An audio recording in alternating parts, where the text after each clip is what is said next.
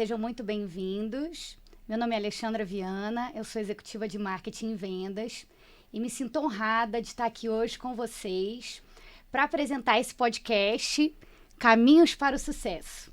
E o tema que a gente vai abordar aqui é um tema super importante, que é comunicação corporativa e a liderança humanizada e como ela impacta na saúde mental dos colaboradores.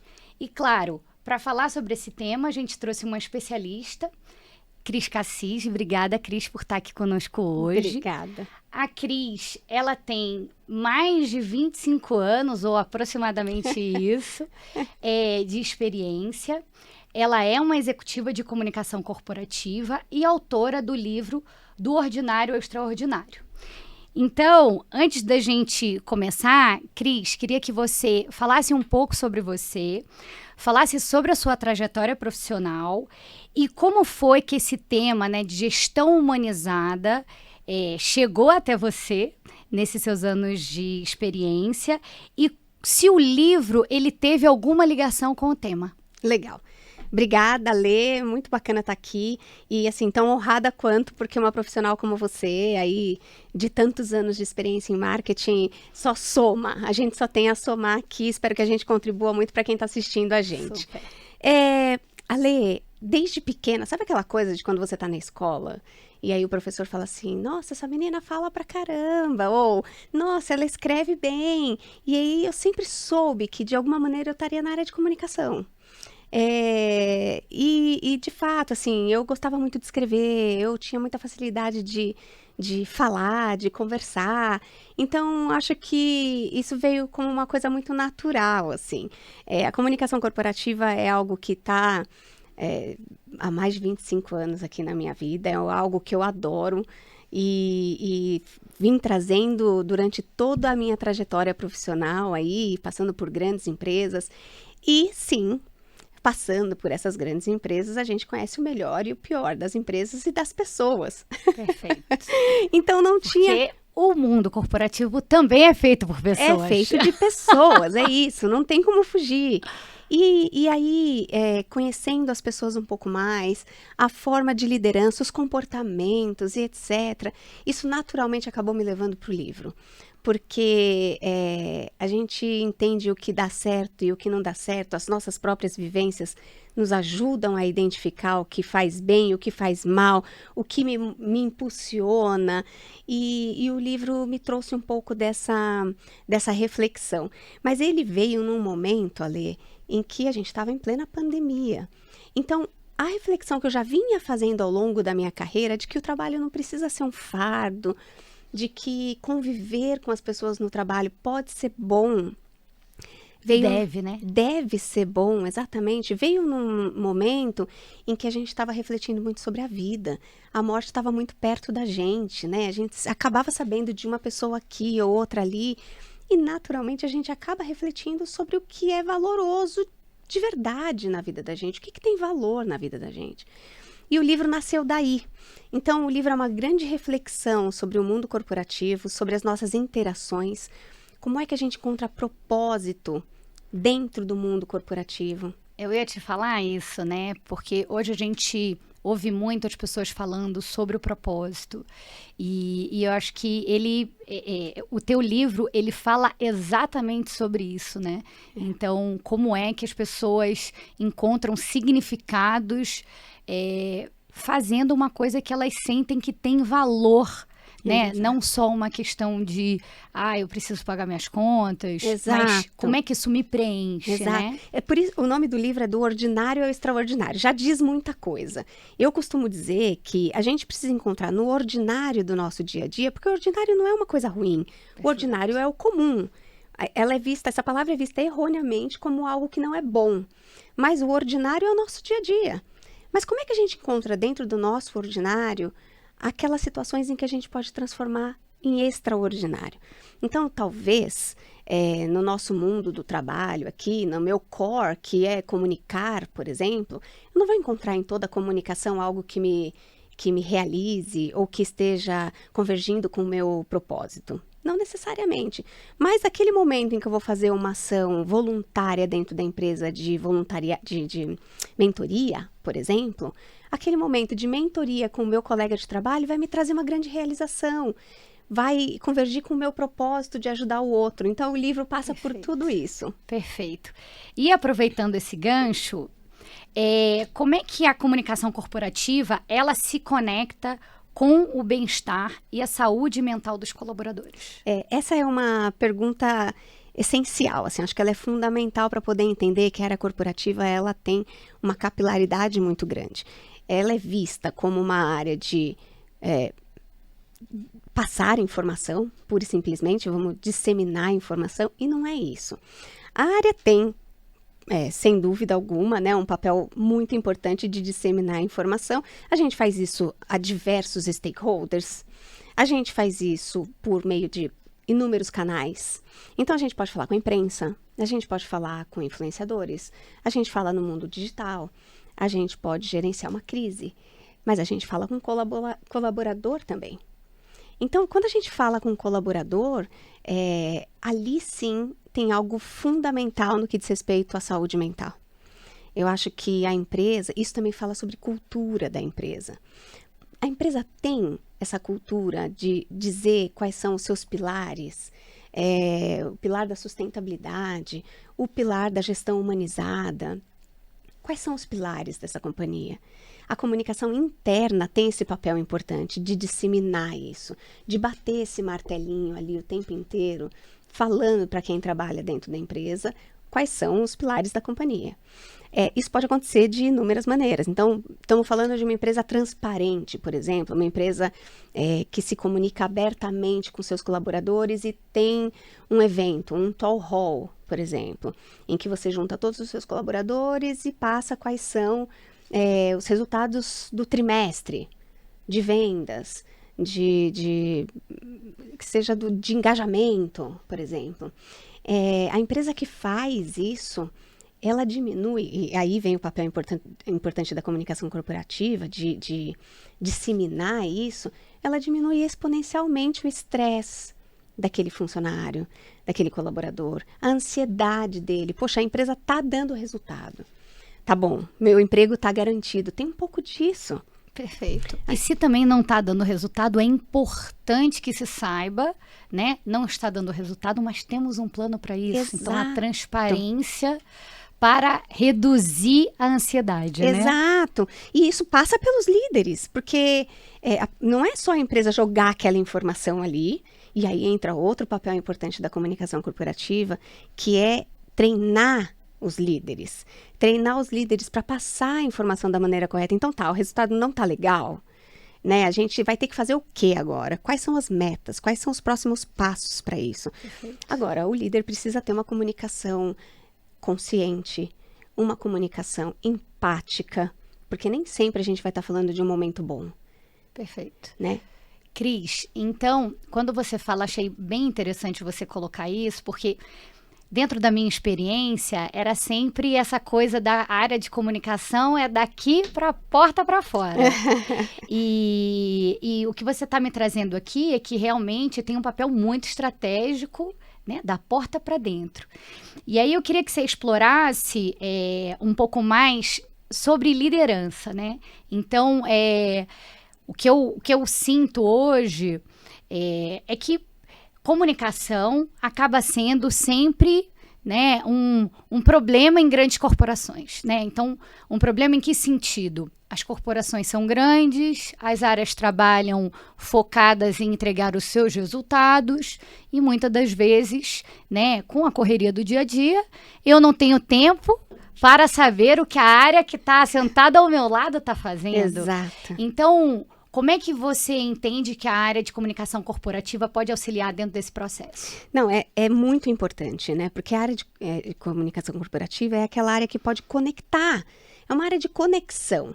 Para que você possa criar a reputação de uma empresa ou fortalecer e criar a musculatura da reputação da empresa, São inúmeros fatores. Eu não vou simplesmente ser uma boa empresa porque eu sou uma boa empresa. Eu sou uma boa empresa porque eu tenho um bom produto. Eu sou uma boa empresa porque eu sou boa com os meus colaboradores. Eu sou uma boa empresa porque eu faço bem para o meio ambiente. Tem inúmeras razões. E é aqui que a comunicação corporativa faz essa conexão. Então, isso que você trouxe é muito bacana, que quando eu faço treinamento com executivos, eu vejo situações que eu penso, puxa vida, que bom que isso está acontecendo agora, mas que pena que isso não foi identificado antes. Então, quando eu faço treinamento para porta-vozes, por exemplo, é o momento em que os executivos trazem o melhor que cada uma das suas áreas estão fazendo como uma oportunidade de comunicar para fora, né? E entre eles percebem convergência de informações. Caramba, isso aqui que você está me trazendo é muito importante para trabalhar junto com o meu time. A gente pode trabalhar isso junto. Quando eles trabalham juntos, sei lá, uma empresa de nutrição, por exemplo, uma empresa que trabalha nutrição animal e humana, eles trabalham com uma mesma tecnologia, por exemplo. A comunicação corporativa, além de falar isso dentro de casa, olha que bacana, temos uma tecnologia que serve para isso e para isso. A área de comunicação corporativa pode fazer um case dessa informação, inscrever em prêmios. Olha como isso afeta a reputação, para você ter uma ideia. Então, assim, a liderança, no momento em que a gente faz esse treinamento com a liderança, para que eles lembrem quais são as key messages, como ter uma comunicação eficaz, uma comunicação empática, uma comunicação persuasiva, por exemplo, a escuta ativa, tudo isso dentro de um treinamento de comunicação eficaz, a comunicação corporativa tem muito a agregar. Sim, e estou pensando aqui, conforme você foi falando, né, como isso também é importante até para que os líderes estejam melhor preparados para dar feedback. Sem dúvida, né? Sem dúvida. Porque é isso, assim, nos comunicar passa também por a gente passar a mensagem correta e que ela seja entendida pelo outro da maneira que a gente gostaria, né? Exato. E não eu falo uma coisa e acho que você entendeu e você entendeu outra coisa. O bom comunicador, ele tem que falar de uma forma que o receptor entenda o que está sendo falado.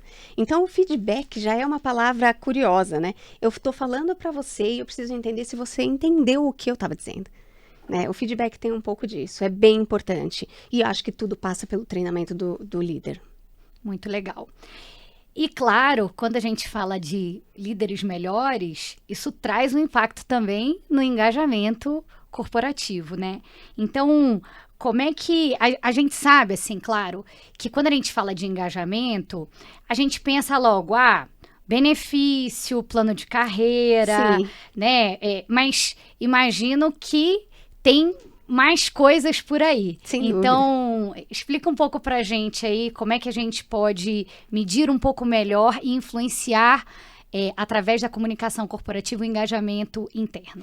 Legal. Eu acho que engajamento tem N situações aí que influenciam no engajamento.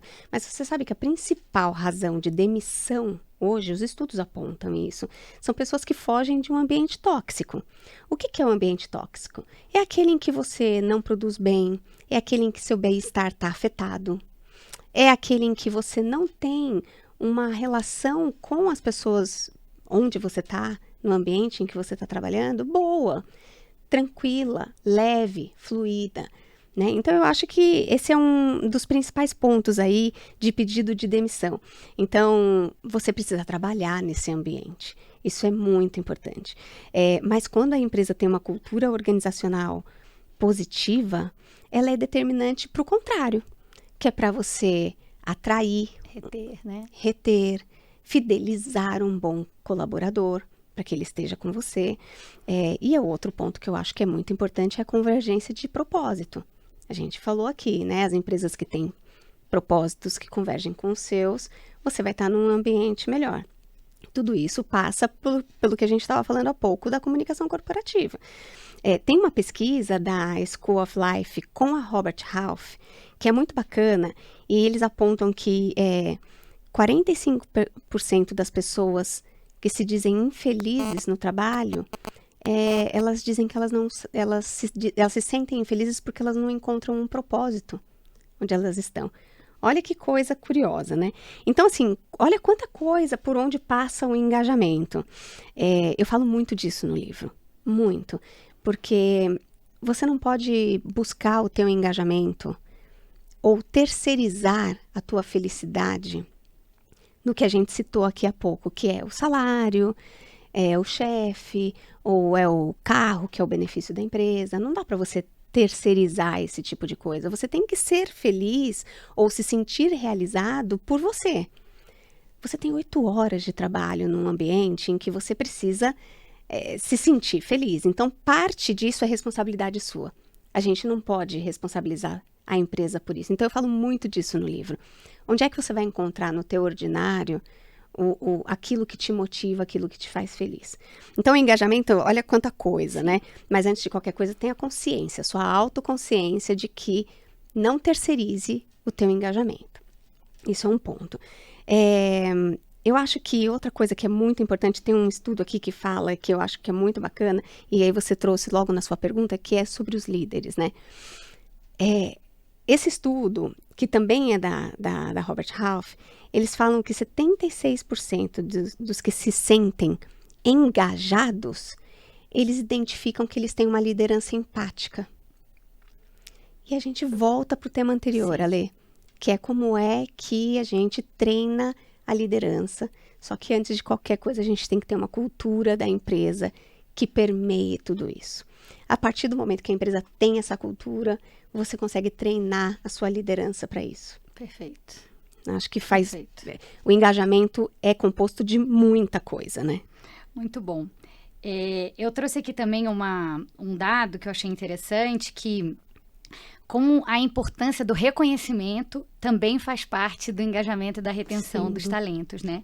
Então, um estudo realizado pela McKinsey mostrou que empresas com culturas de reconhecimento forte apresentam 31% a mais de retenção de funcionários e 23% a mais de produtividade. Ou seja, celebrar as vitórias sem dúvida, é super importante e tem um impacto direto também nessa retenção e nesse engajamento. Sem legal, dúvida. Né? E você viu, né, Ale? A gente está falando o tempo todo do quê? Dos humanos, né? Sim, é sempre sobre pessoas. É sempre sobre pessoas. roda e vai volta. Cair. Exatamente. A gente não pode deixar, a gente não pode tirar isso da nossa mente, porque a hora que a gente tira isso do nosso radar, a gente vai se perder.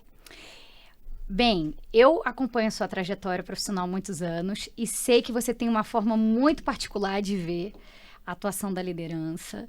E eu queria que você explicasse aqui para esse time imenso que está nos assistindo aí um pouco mais sobre o que você pode dividir aí com a gente sobre liderança. Eu tenho uma maneira particular de ver a liderança. Eu acredito muito numa liderança que eu chamo de endógena.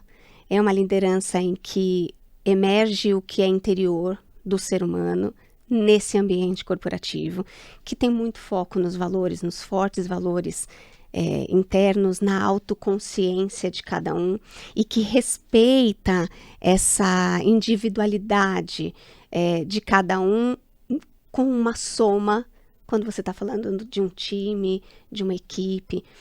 Mas ele passa por 3 pilares na minha concepção, que são fundamentais. Então, a gente está falando de segurança psicológica, por exemplo.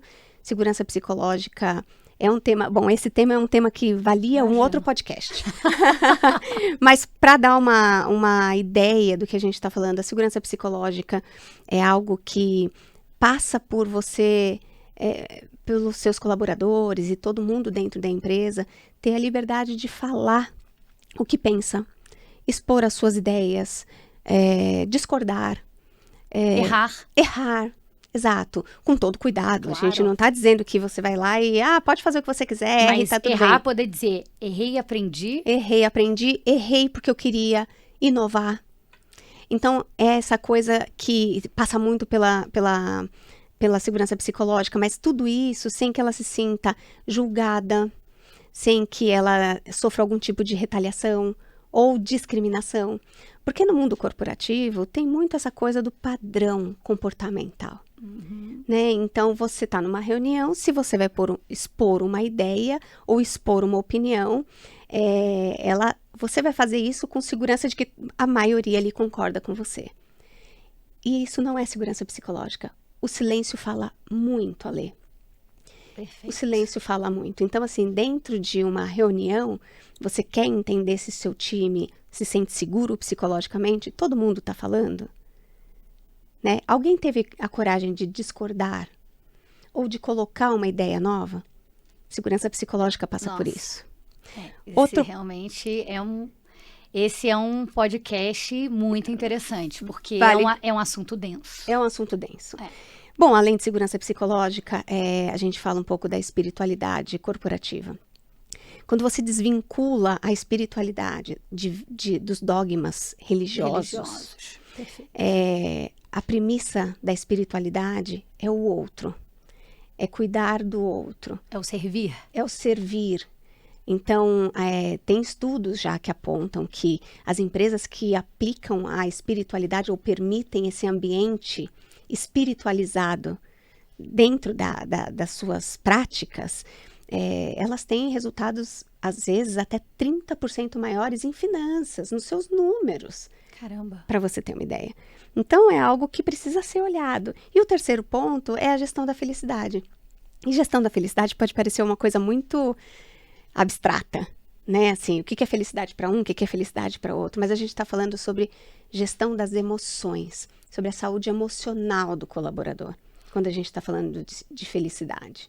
E nesse aspecto, né, de felicidade, eu lembro uma vez que estava assistindo uma palestra sua, que você pediu para a gente fazer um exercício super simples, que era listar as coisas que mais nos trazem felicidade. E eram, coloca 10 coisas. E foi impressionante como as pessoas têm dificuldade até de listar, né? O que me faz feliz. Exato. Então, esse ponto também de gestão de felicidade, por mais que seja muito abrangente, assim, eu acho que ele é muito importante quando a gente fala, né, de tantas horas dedicadas dentro de um ambiente. E aí, se você não é feliz, né, como aquilo impacta na sua vida como um todo, né? E você precisa ter autoconhecimento, né, Alê? Assim, isso é uma coisa muito importante. Lá atrás, quando eu estava falando que a gente terceiriza a nossa felicidade ou a nossa realização profissional no salário, etc., é porque talvez a gente não se conheça.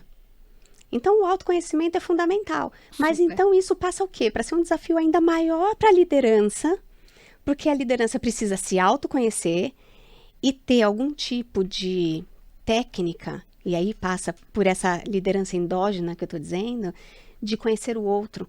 Mas isso só é possível quando você se abre para uma conexão genuína. E por isso, para mim, a liderança endógena fala muito para essa cultura nova que eu acho que precisa ser estabelecida dentro das empresas para a liderança. Ô, Cris, e tem algum indicador-chave que as empresas podem usar, assim, para medir se elas estão promovendo felicidade, se existe segurança psicológica entre os funcionários? Eu acho que você falou um pouco, né, já trouxe uma provocação do tipo, estamos numa reunião, quantas pessoas discordam, Exato. se sentem, né, à vontade de discordar ou de trazer uma ideia que não tinha sido pensada ali, não ter medo de crítica, mas tem alguma outra coisa, assim, que a gente consiga tangibilizar? Eu acho que o básico que todas as empresas fazem, ou a maioria, é gestão de clima. Eu acho que esse é um ponto primordial. Mas eu acho que aquelas empresas que estão comprometidas mesmo com a segurança psicológica ou com a gestão da felicidade, tem pesquisas que são muito diretas com relação a isso.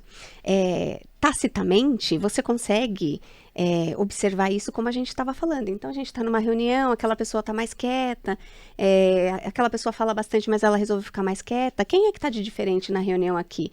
Por que será que essa pessoa ficou mais quieta?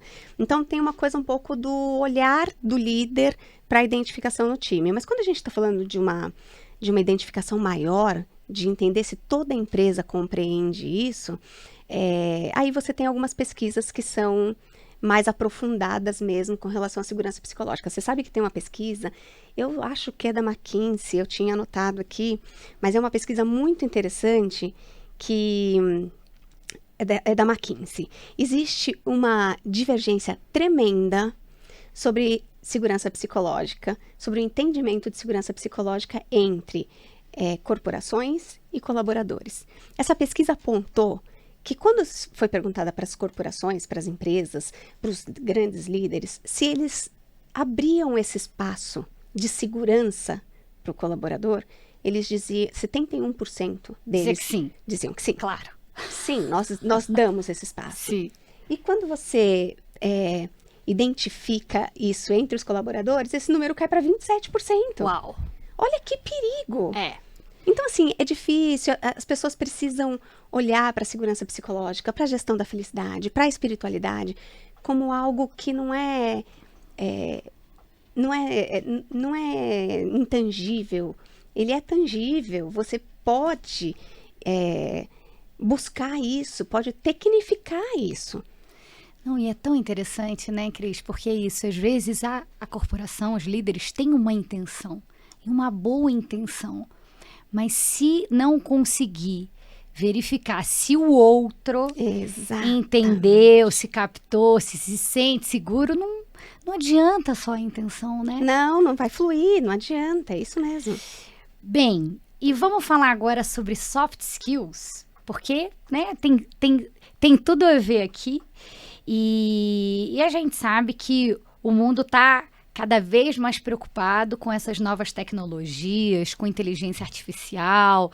Então, né, como se dá daqui para frente, né, o humano e a tecnologia.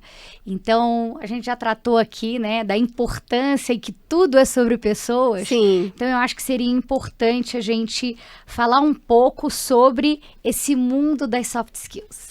Legal. Eu acho que não tem a menor dúvida de que o mundo Bunny aí, que é um mundo que não é linear, ele é ansioso, requer uma atenção para as tecnologias, para as novas tecnologias, para a inteligência artificial. A gente não sobrevive se a gente não tiver antenado com o que está acontecendo. A gente não sobrevive no mundo corporativo e, quiçá, na própria vida, né? Porque ela está aí para ajudar a gente. Sim. Mas a soft skills, se você pegar, tem uma pesquisa, na verdade eu acho que foi uma discussão que aconteceu no Fórum Econômico Mundial, que fala que 40% das habilidades que você tem hoje, elas já vão ser modificadas em 2025.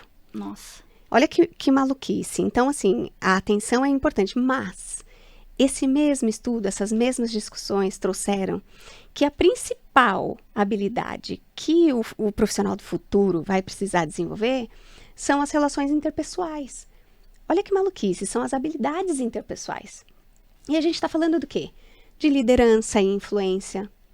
Como é que você lidera e influencia alguém se você está fazendo tudo de maneira, usando os recursos só da inteligência artificial?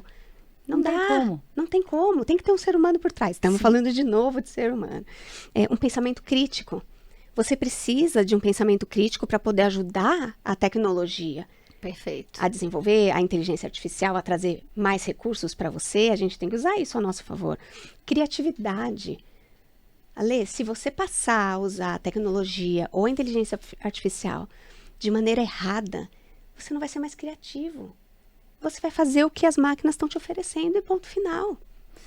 Você está falando, eu estou me lembrando de um livro que eu li já há algum tempinho, que é aquele 21 lições para o século XXI. Uhum. E o autor, ele trazia... quando eu li, a gente nem falava tanto sobre inteligência artificial, generativa e tal, como a gente fala hoje, mas eu achei muito interessante, ficou gravado aqui em mim, que ele falava muito sobre a inteligência artificial e o papel do médico e do enfermeiro. E aí o que ele trazia é que, sim, a inteligência artificial, ela teria condições, e hoje a gente já vê que isso é real, teria condições de identificar mais rápido doenças ou, né, padrões genéticos que podem ocasionar. Outro dia uma amiga minha foi ao dermato, conseguiu olhar através da inteligência artificial se ela tinha ali uma pinta que poderia ser cancerígena ou não. Assim, impressionante. Anos antes, né, Ale? Uma coisa... no consultório. Então, não incrível. Precisou esperar, né? Mas ele dizia também no livro que a máquina, ela não conseguiria substituir o trato. Sem o dúvida. trato com o paciente, né? Então, como fazer com que essa pessoa se sinta acolhida, como, né, tá num leito de um hospital, como fazer com que essa pessoa se sinta menos pior. Então, sim, nessa união de máquina e humano, eu acho que é um ganha-ganha nesse caso, né? Sem dúvida. Você sabe que eu vou trazer um spoiler aqui, só um pedacinho do livro. No meu livro eu trago o depoimento de muitos profissionais que mostram como é que eles saíram do ordinário e foram para o extraordinário. Eu acho que aqui a gente vai falar um pouquinho de inteligência artificial, que eu acho que é fundamental, mas eu acho que esse é um case bacana para trazer aqui. Tinha uma médica, inclusive, a Lourdes, ela é uma anestesista, e ela traz que o anestesista é aquele cara que... Você lembra de quando você fez uma cirurgia, Lê? Que você... Não. O que ele falou pra você? O que eu me lembro quando eu fiz foi ele dizendo pra mim assim, olha, conta até 3. Você vai dormir... 1, 2, puf, no 3 a gente já apagou. Não é assim que funciona? E ela olhava pra isso de uma maneira completamente diferente. Ela olhava e falava assim, poxa vida, mal imaginam os médicos... Né, que tudo bem, a pessoa vai fazer uma cirurgia do coração e etc, mas mal imaginam médicos ou familiares que o maior medo daquela pessoa, especialmente quando você vai fazer uma anestesia geral, ela tem medo de não acordar. Não é da cirurgia em si. Ela tem medo de tomar anestesia e não voltar da anestesia. Então ela passou a humanizar esse processo dela. E ela disse que ela fez todo um estudo em cima disso, é muito bacana, não vou contar tudo, aí é bacana ler, né? Mas ela comenta que quantos casos, quando ela vai anestesiar, ela fala para a pessoa assim, eu queria que você pensasse, ela usa neurolinguística, é incrível. Ela fala assim, eu queria que você pensasse, qual é o lugar que você mais gosta de estar? Com quem? Quando for fazer anestesia, pensa muito nesse lugar e nessas pessoas. Porque você vai voltar para elas. Que demais. Então a pessoa apaga pensando numa coisa boa. E ela tem estudo que mostra que as pessoas voltam muito melhores da anestesia geral do que aquelas pessoas que escutaram 1, 2, 3, apagou. Nossa, que legal. Não é demais? Demais. É muito bacana. Mas voltando aqui, falando desculpa, da inteligência artificial, que você me trouxe esse caso dos médicos, e para mim isso é muito bacana. A gente estava juntas, inclusive, no lançamento lá daquele estudo Novos Humanos. Sim. E aí veio uma frase deles que eu achei sensacional. Fala, they are coming, we are becoming. Né? O que é? Literalmente, eles estão chegando, e a gente está se transformando, a gente está sendo, né? E aí, o que a gente precisa entender? Que a tecnologia está chegando para dar mais tempo para a gente poder se desenvolver mais. Então, a inteligência vai liberar espaço para a gente poder estudar e falar mais sobre o que que o ser humano precisa fazer para desenvolver a tecnologia, por exemplo. Eles falaram sobre a inteligência generativa, sobre as realidades imersivas e sobre a hipermobilidade. São essas 3 tecnologias que são as apostas de que a gente vai ganhar tempo com isso. E esse hipermobilidade, eu lembro que ela trouxe até um caso de um trem que está sendo construído na Itália e que antes levava 40 minutos o trajeto, que agora vai levar 7. E ela trouxe um exemplo também que o trem-bala, né, Rio-São Paulo, ele levaria aproximadamente meia hora, de meia hora a 40 minutos. Então, quer dizer, realmente é uma evolução e tanto para... sobrar mais tempo para a gente fazer outras coisas. E aí, pensando nisso, eu não vou me lembrar da autora, mas outro dia eu li, inclusive no LinkedIn, alguém que postou dizendo assim, eu não quero que a inteligência artificial faça os meus textos, eu quero que a inteligência artificial venha lavar minhas roupas. Sensacional, né? Porque é isso, você gasta muito tempo lavando roupa. A gente tem que olhar para a tecnologia de maneira inteligente, mas quem é que vai fazer isso? Quem é que vai usar a inteligência artificial a favor? Nós vamos dizer para a inteligência artificial como é que ela vai nos ajudar. Super.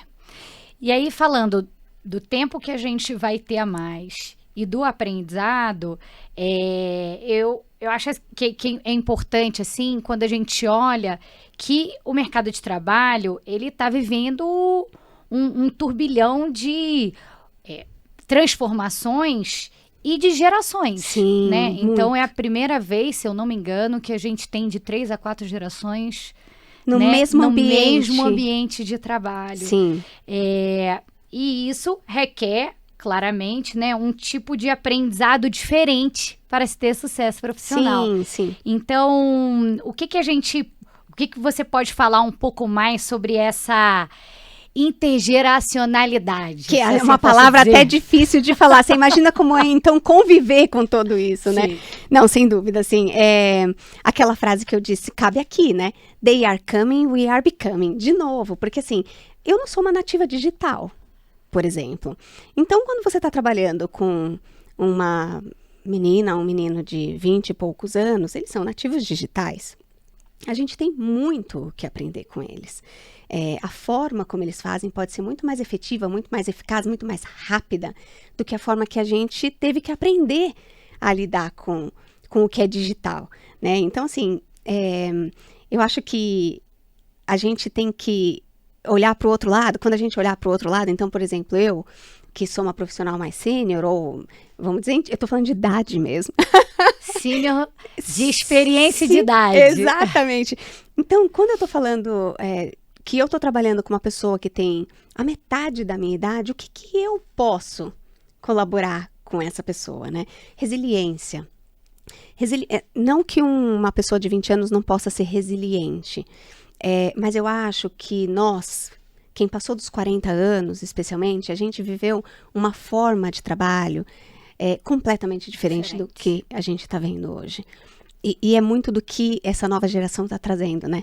Por isso que as coisas estão mudando. Mas a gente precisou de muita resiliência, né? A gente tinha aquela coisa do chegar às 8 e sair às 6 com permissão, né? Assim, ou então a gente via resultados ruins e comportamentos inadequados da liderança para fazer a gente atingir a meta.